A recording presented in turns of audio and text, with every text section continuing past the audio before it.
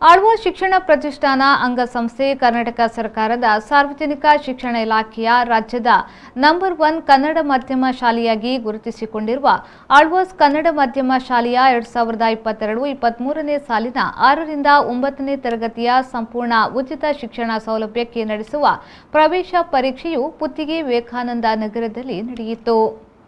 ರಾಜ್ಯಾದ್ಯಂತ 26 ಜಿಲ್ಲೆಗಳ 11,362 ವಿದ್ಯಾರ್ಥಿಗಳು ಅರ್ಜಿಯನ್ನ ಸಲ್ಲಿಸಿದ್ದು 10,764 ವಿದ್ಯಾರ್ಥಿಗಳು ಪರೀಕ್ಷೆಗೆ ಹಾಜರಾದರು.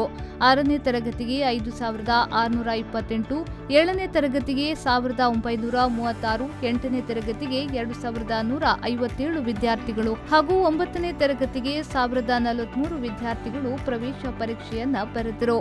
ಬೆಳಗಾವಿ ಜಿಲ್ಲೆಯಿಂದ ಅತಿ ಹೆಚ್ಚು 3,513 ವಿದ್ಯಾರ್ಥಿಗಳು, ಬಾಗಲಕೋಟೆ ಹಾಗೂ ವಿಜಯಪುರದಿಂದ ಕ್ರಮವಾಗಿ 1,519 ಹಾಗೂ 1,088 ವಿದ್ಯಾರ್ಥಿಗಳು ಪರೀಕ್ಷೆಗೆ ಹಾಜರಾದರು.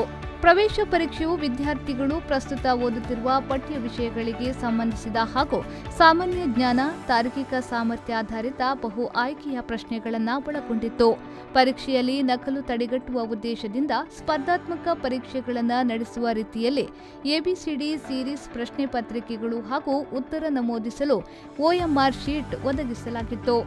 20,000ಕ್ಕೂ ಅಧಿಕ ಸಂಖ್ಯೆಯಲ್ಲಿ ವಿದ್ಯಾರ್ಥಿಗಳು ಹಾಗೂ ಪೋಷಕರು ಆಗಮಿಸಿದ್ರು. ಬಹಳ ಅಚ್ಚುಕಟ್ಟಿನ ವ್ಯವಸ್ಥೆಯೊಂದಿಗೆ ಪರೀಕ್ಷೆ ನಡೆಸಲಾಯಿತು.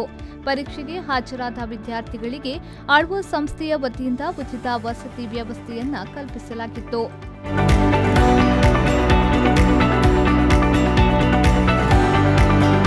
ಪ್ರೇಮಶ್ರೀ, ವಿ4 ನ್ಯೂಸ್, ಮೂಡಬಿದ್ರೆ.